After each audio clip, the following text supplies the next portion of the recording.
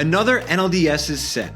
The Chicago Cubs versus the Milwaukee Brewers on Saturday at 2 p.m. Eastern. Did you know that Wrigley Field and American Family Field are just 90 miles apart from each other? That's an hour and a half in a car, an 8-hour bike ride. If you hop on one foot, depending on how big your foot is, it could maybe take you less than 24 hours. I don't know, try it out. Either way, the two teams are in close proximity, a factor that adds to their already heated NL Central rivalry. Craig Counsell spent 9 years as manager of the Brewers before switching over to the Cubs last season, handing his friend and bench coach Pat Murphy the job. They know each other inside and out. Overall, the teams are also very close in how they match up. The Cubs won the season series 7-6, and get this, in their history of playing against each other, the Brewers hold the slightest of advantages at 230 to 226. And this will be the very first time they face off in the postseason. Let's break it down. Game 1, the Brewers should probably hold the advantage. They have Freddy Peralta on the mound. Peralta had a career-best season, going 17-6 with a 2.70 ERA and 204 Ks. He'll get Cy Young votes. He's also taking care of the Cubs in 2025, going 3-1 with a 3.43 mark against them. After that, Murphy could put Quinn Priester on the hill. He was 13-3 with a 3.32 ERA. Quite the 1-2 punch. And then things become a bit more unclear. There's veteran Jose Quintana, who's had another solid season. And could Brandon Woodruff be back from his lat strain? Maybe, but probably not. Pat Murphy hasn't revealed anything yet. Bullpen-wise, Milwaukee has been pretty locked down all year. They recently returned fireballer Trevor McGill and have a rising star in Abner Uribe. A wild card for them? The Miz, Jacob Misiorowski, the man who throws faster than Vin Diesel drives a car in Fast and Furious. Could he be a weapon out of the bullpen, or a stopper, or even a long reliever? It all depends if Murphy puts him on the roster, which he seems to be leaning toward doing.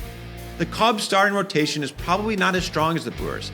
Counsell hasn't announced a starter as of this reporting, but it looks like Colin Ray or Javier Assad will be lined up to go.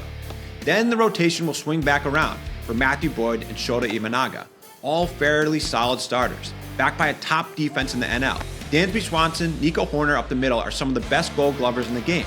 There's multiple Gold Gloves in left with Ian Happ, and Crow-Armstrong is one of the best defenders in the sport in center, making the spectacular look regular on a daily basis. Jameson Taillon can provide long relief out of the pen, and the Cubs' top relievers match up fairly well with the Brewers, with maybe not as much firepower. Daniel Palencia and Brad Keller will be used in the biggest spots, while 38-year-old Caleb Thielbar has also been tremendous, putting up a 2.64 ERA in 67 games. Offensively, the Brewers and Cubs are pretty similar in the amount of runs they scored in 2025.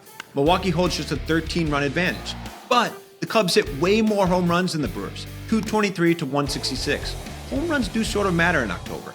And the Cubs were the best offensive team in the NL by team OPS+. Seiya Suzuki has been hot, hitting a homer and 2 doubles in the wildcard series.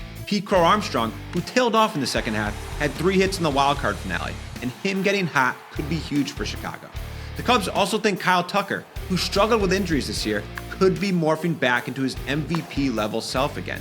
Milwaukee needs to get power from Bryce Terang, who showed some during the second half, doubling his home run total from before the All-Star break. Andrew Vaughn is another slugger that they'll look to contribute. And hey, can playoff Jackson Chourio show up again this year? Chourio had 5 hits and 11 at-bats last October against the Mets, with 2 homers and 3 RBIs. What we do know is both teams will be stealing bases. They were 1-2 in the National League. Brewers had 164, Cubs had 161. Keep your eyes on those runners leading off first base. So, who's gonna win? It'll be a series that likely goes 5 games in this best-of-5 series. They match up so well on defense and base running, even their pitching is more or less in the same arena together. But the Cubs' high-powered clutch offense might be too much for the Brewers to handle, particularly if Woodruff isn't available in the rotation. Start building those beer snakes, Wrigley Field. Cubs in 5 and onto the NLCS.